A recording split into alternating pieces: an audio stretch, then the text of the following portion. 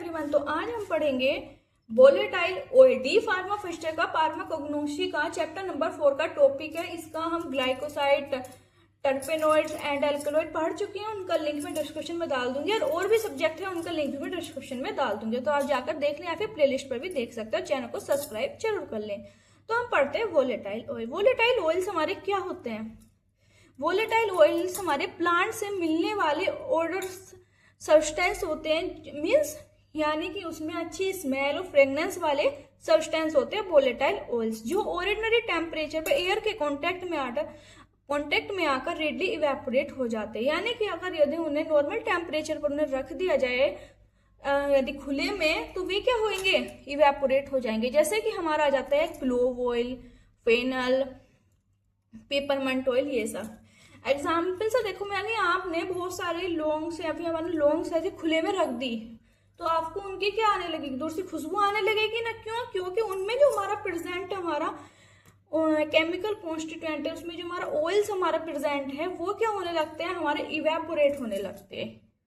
इसलिए उनकी सारी फ्रेगनेंस क्या होती है? हमारे सारे में फैलने लगती है।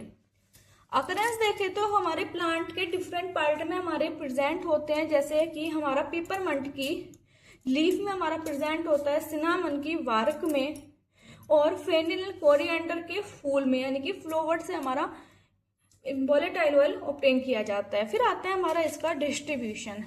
जैसे कि हमारे प्लांट फैमिली में नॉर्मली डिस्ट्रीब्यूट रहते हैं। जैसे कि हमारा कोरिएंडर एंड फेनल जो आते हैं हमारा एपिएसी फैमिली से बिलोंग करते हैं, एंड पेपरमेंट हमारा लेमिनेसी फैमिली से बिलोंग करते हैं। ठीक है। फिर आता है इसका आइसोलेशन, यानी कि हम इसको आइसोलेट कर सकते हैं। ठीक है। आइसोलेशन के लिए हम सबसे पहले प्लांट मटेरियल लेंगे, फिर उसका कराएंगे डिस्टिलेशन। डिस्टिलेशन कराने के बाद कंडेंसेशन कराने के बाद हम उसका ऑयल एंड वाटर को सेपरेट करेंगे। वोलेटाइल ऑयल अपना ऑब्टेन हो जाएगा। मीन्स देखिए, जैसे कि ये हमारा प्लांट मटेरियल है, ये हमारा क्या मान, यह है हमारा वाटर है। यानी कि यहाँ पे जब हमने इसे हीट दी तो ये जो हमारा कोई हमारी ड्रग है, तो इसमें जो हमारे वोलेटाइल जो हमारा सब्सटेंस हमारा प्रेजेंट है, तो वो क्या होगा? हमारे वेपर्स बन के ऊपर की ओर जाएगा। ऊपर की ओर जाने के बाद क्या होगा? ये हमारा कंडेंसर है, तो इसमें क्या होता है? हमारे कंडेंस हो जाएगा और हमारा लिक्विड में कन्वर्ट हो जाएगा। यानी कि क्या हो गया? कंडेंसेशन के बाद हमारा क्या होगा? जो हमारा ऑयल और इसमें वाटर है, दोनों हमारे हैं ना, तो उसमें इसमें नीचे हमारा आएगा। फिर उसके बाद हम क्या करेंगे? ऑयल एंड वाटर को हम सेपरेट कर लेंगे, जिससे हमारा वोलेटाइल ऑयल ऑब्टेन हो जाएगा। मीन समझ में आ गया होगा। सबसे पहले हमने क्या लिया? कोई मैंने जो हमारे प्लांट मटेरियल वो लिया, फिर उसका हमने क्या कराया? डिस्टिलेशन कराया। मीन्स हमने उसे हीट दी। हीट देने के बाद क्या होगा? उसके हमारे वेपर्स बनेंगे। वेपर्स आने के बाद हमारी ऊपर की ओर उठेंगी, तो हमारे कंडेंसेशन में उनको कंडेंस कर लेंगे, जिससे कि वो क्या होंगे? हमारे लिक्विड में कन्वर्ट हो जाएंगे। लिक्विड में कन्वर्ट होने के बाद हम उनको सेपरेट कर लेते हैं, ऑयल एंड वाटर को। ठीक है। उसके बाद हमारा वोलेटाइल ऑयल ऑब्टेन किया जा सकता है। फिर आता है हमारा इसका आइडेंटिफिकेशन टेस्ट, यानी कि हम कैसे आइडेंटिफाई करें कि इसमें हमारा वोलेटाइल ऑयल प्रेजेंट है या फिर नहीं है। सबसे फर्स्ट आता है हमारा स्पॉट टेस्ट। स्पॉट टेस्ट के लिए हम क्या करेंगे? क्योंकि हम वोलेटाइल ऑयल लेंगे, यानी कि जिसमें हमें ये जानना है कि हाँ, इसमें हमारा वोलेटाइल ऑयल हमारा, यानी कि इसमें हमारा प्रेजेंट है या नहीं है। यानी कि एक हम सैंपल लेंगे। सैंपल लेने के बाद हम put A drop on filter paper, यानी कि उसकी कोई एक ड्रॉप, जैसे कि मान लो आप इसे, ये फिल्टर पेपर है, इस पर हम क्या करेंगे? हम डाल देंगे and leave it for some time. उसे हम कुछ देर के लिए क्या करेंगे? छोड़ देंगे। Oil evaporate and non Gracy spots. यदि हमारा, जैसे मान लो आपने यहाँ पे ये ऑयल की ड्रॉप डाली, यदि ये हमारा उड़ गया, यानी कि इस पर हमारा ये कोई स्पॉट नहीं बचा, तो मीन्स हमारा इस पे वोलेटाइल ऑयल प्रेजेंट है। यदि हमारा ये ऐसा रहेगा तो उसमें वोलेटाइल ऑयल प्रेजेंट नहीं है। क्यों? क्योंकि वोलेटाइल ऑयल क्या होता है? हमारा खुले में रखने के बाद इवेपोरेट हो जाता है। इसे हम थोड़ी देर ना छोड़ने की जगह भी हम थोड़ी सी हीट भी इसे दे सकते हैं, बहुत हल्की सी हीट, या फिर आप इसे खुला छोड़ दो, कुछ टाइम बाद भी ये इवेपोरेट हो जाएगा।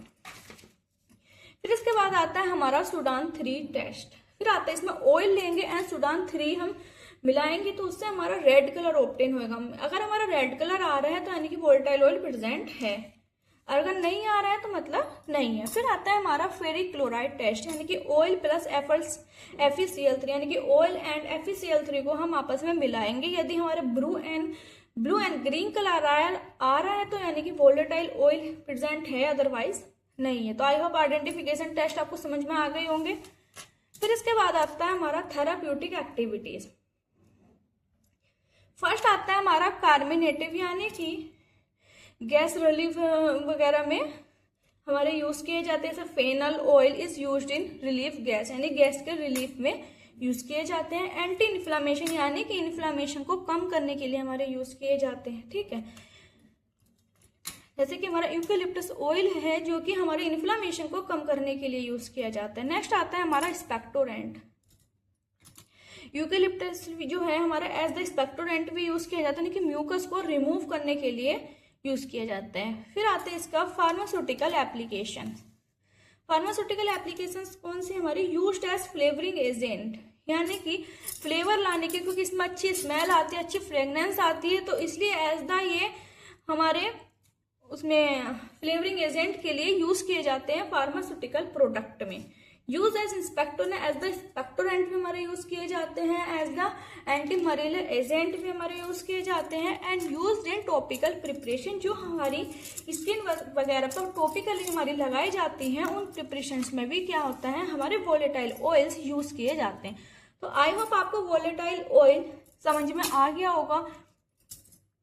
जिस किसी को भी इसके नोट्स चाहिए वो मुझे टेलीग्राम या फिर इंस्टाग्राम पर मैसेज कर देना, मैं आपको नोट्स प्रोवाइड करा दूंगी। और चैनल को सब्सक्राइब जरूर कर लें। सो नेक्स्ट वीडियो में बहुत जल्द मिलते हैं। सो बाय, टेक केयर।